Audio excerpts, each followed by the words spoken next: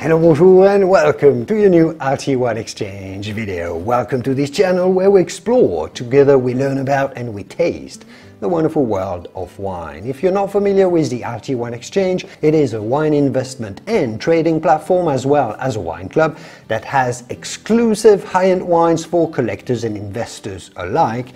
It allows you to freely get your wine sent to you or keep them in your account for an investment. Check out the link in the video description to learn more about them. It's worth it. Here on this channel we look at all the best wine regions in the world, so you get to know every one of them by their first name. And at the moment we're looking at the Rhone Valley of France. We started this Rhone series last week with Chateauneuf du Pape and we're continuing today. From the small village of Chateauneuf du Pape we were into last week, I want to take some altitude, give you a higher picture of the Rhone area as a whole. You may have heard that we divide the Rhone Valley into two distinct sub-areas that offer rather distinct wines as well, the Northern Rhone and the Southern Rhone. What is it all about? Let's explain.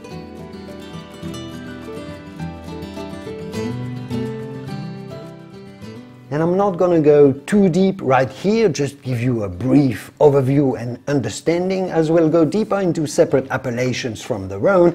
In future videos I'll link to them right here when they're all ready, so you can get to them from one single place. The key facts that you need to know and understand is that the Northern Rhone is of course in the north of the Valais. But what does that mean? Well, it's headed towards the Alps mountains, so it's not by the Mediterranean coast at all. The river up there, more higher altitude, is much narrower and vineyards are limited to hills and slopes overlooking the Rhone River. So it's very hilly and slopey, very rocky terrain as well, a more continental climate with important temperature variations between day and night and between winter and summer. You'll see in a second how this really contrasts with Southern Rhone. Top appellations in Northern Rhone are of course the Cote Rotie, fantastic wine, Hermitage, Crozes-Hermitage, Saint-Joseph and Cornas, that's for the reds, and Condrieu, here is one, Chateau-Grillet and Saint-Peray for the whites. Hardly any rosé is made in the north of the Rhone Valley. The reds you can produce over there are so good and precious that making rosés out of them is not really worth it for producers. Soils are quite rocky as well, a lot of granitic soils mixed with stone, shingle and clay. Last but very important, last but not least, Northern Rhone only accounts for about 10% of the Rhone Valley's total production, so it's quite tiny in comparison. Again, because vineyards are on a narrow, slopey strip of land, sometimes terraced vineyards even flanking the river Valais, while Southern Rhone is definitely a much bigger area.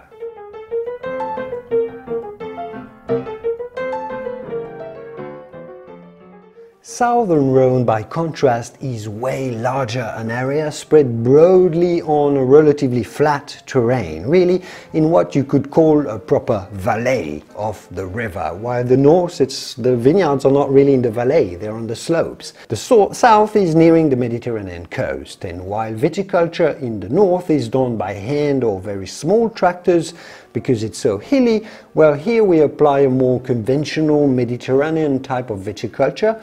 It's much easier to grow grapes as well because it's flat. The climate is typically Mediterranean, mild in winter and hot, properly hot in summer. And of course nights aren't as cold as in the north because of the altitudes. This is the proper south of France type of climate. Soils are way more varied as well, because this area used to be the bed of the old and moving Rhone River. You've got some rolled pebbles, like in Chateauneuf du Pape famously, areas of limestone as well, clays, sand, plenty of areas with mixed soil compositions as well, because the river was just draining sediments from the Alps nearby. So it's a mosaic of soils. The main appellations by size would be the Cote du Rhone, the say more generic appellation, as the whole Rhone can make wine and claim this appellation used for whites, rosés and reds alike. You have the Cote du Rhone village or villages that covers some more specific towns. Top appellations in the south of the Rhone are, by reputation, Chateauneuf du Pape and neighboring villages such as Vaqueras, Gigondas and Lirac. I do have a bottle of Vaqueras right here. You've got Rasto for sweet wines or Bon de Venise, and also a rather famous appellation for rosés, very powerfully colored and flavored rosés in the name of Tavel. All of this gives you a broad picture of how different these two areas really look and feel overall. If you ever go there, you'll understand really quickly, and I hope those few images gave you a sense of that. But does this matter in the end, and does it make a difference in how the wines taste like? Well, of course it does. This is not Coca-Cola, this is wine. Terroir always matters to wine, of course.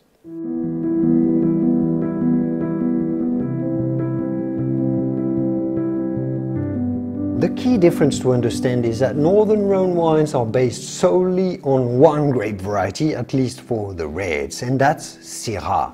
Most Hermitage, Cote Rotie, Saint-Joseph, etc. are 100% Syrah wines. I do have a Saint-Joseph right here. That's easy to understand. 100% Syrah. In the south, though, virtually no wine is made from one single varietal. A varietal wine would be the exception there, and certainly not made from 100% Syrah. They would contain some Syrah, but in a small proportion, a small component in a blend.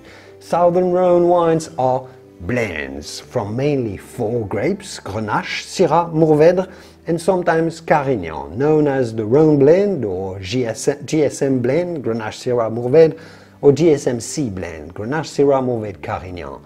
Grenache, Mourvèdre and Carignan have completely different texture to Syrah. The way they feel in your mouth is totally different.